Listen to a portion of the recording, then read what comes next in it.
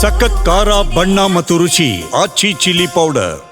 ರಾಜ್ಯ ಸರ್ಕಾರ ಮತ್ತು ಆರ್ಎಸ್ಎಸ್ ನಡುವೆ ಸಂಗ್ರಾಮ ನಿಲ್ಲೋ ಲಕ್ಷಣಗಳು ಕಾಣಿಸ್ತಿಲ್ಲ. ಬಿಜೆಪಿ ಸರ್ಕಾರದ ಅವಧಿಯಲ್ಲೇ ಸರ್ಕಾರಿ ಜಾಗದಲ್ಲಿ ಚಟುವಟಿಕೆಗಳಿಗೆ ನಿರ್ಬಂಧ ಹೇರಿದ್ರು ಅಂತ ಕೈಪಡೆ ಪ್ರತ್ಯಾಸ್ತ್ರವನ್ನ ಹೂಡಿದೆ. ರಾಜಕೀಯದಲ್ಲಿ ಇದು ಮತ್ತೊಂದು ದಿಕ್ಕಿನತ್ತ ತಿರುಗಿದ್ದು ಕಂಪನ ಎಬ್ಬಿಸಿದೆ.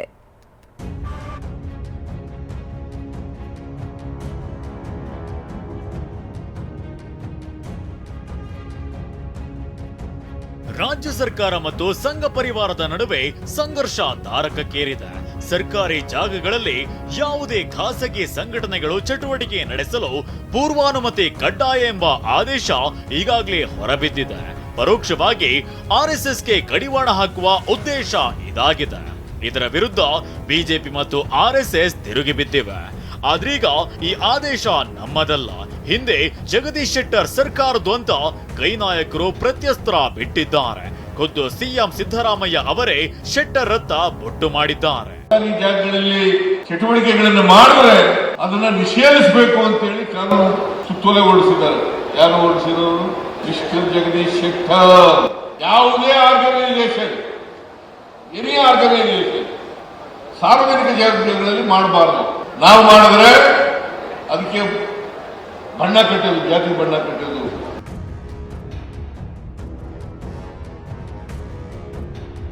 ನಿಮ್ಮದೇ ಆದೇಶ ಎಂದ ಪ್ರಿಯಾಂಕ್ಗೆ ಶೆಟ್ಟರ್ ಕೌಂಟರ್.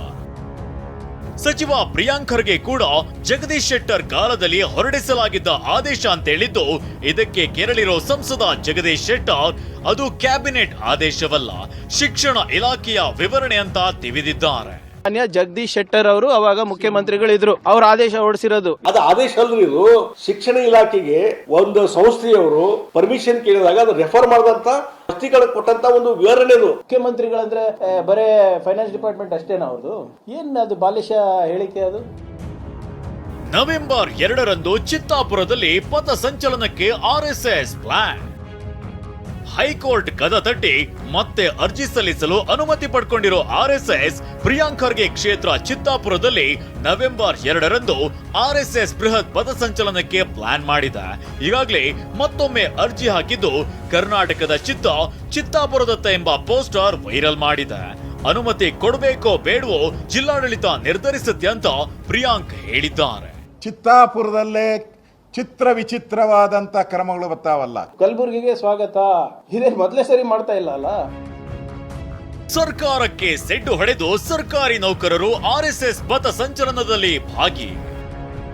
ಸರ್ಕಾರಿ ನೌಕರರು ಆರ್ಎಸ್ಎಸ್ ಚಟುವಟಿಕೆಗಳಲ್ಲಿ ಭಾಗವಹಿಸುವಂತಿಲ್ಲ ಅಂತ ಸರ್ಕಾರ ಆದೇಶ ಹೊರಡಿಸಿದೆ. ಗಣ ವೇಷಧಾರಿಯಾಗಿ ಭಾಗಿಯಾಗಿದ್ದ ಸಿರವಾರ ಪಿಡಿಒ ಪ್ರವೀಣ್ ಕುಮಾರ್ ಕೆಪಿ ಅವರನ್ನ ಅಮಾನತು ಮಾಡಿ ಎಚ್ಚರಿಕೆ ಕೊಟ್ಟಿದೆ. ಆದ್ರೆ ಸರ್ಕಾರದ ಆದೇಶಕ್ಕೆ ಅನೇಕರು ಸೆಡ್ಡು ಹೊಡೆದಿದ್ದಾರೆ.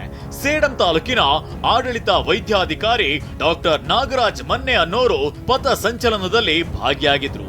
ಇದಲ್ಲದೆ ವಿಜಯಪುರದ ತಾಳಿಕೋಟೆಯಲ್ಲಿ ಯಾದಗಿರಿಯ ಹುಣಸಗಿ ಶಾಲೆ ಗಣಿತ ಶಿಕ್ಷಕ ಗುರುರಾಜ್ ಮತ್ತು ಬಿಲ್ ಕಲೆಕ್ಟರ್ ಸಿದ್ದರಾಮಯ್ಯ ನಂದಿಕೋಲ ಮಠ ಹಾಗೂ ಬರದೇವನಾಳ ಗ್ರಾಮ ಪಂಚಾಯಿತಿ ಬಿಲ್ ಕಲೆಕ್ಟರ್ ಸಿದ್ದರಾಮಯ್ಯ ಅನ್ನೋರು ಗಣ ವೇಷ ಧರಿಸಿ ಭಾಗಿಯಾಗಿದ್ದ ಫೋಟೋಗಳು ವೈರಲ್ ಆಗಿವೆ. Bureau report, TV9.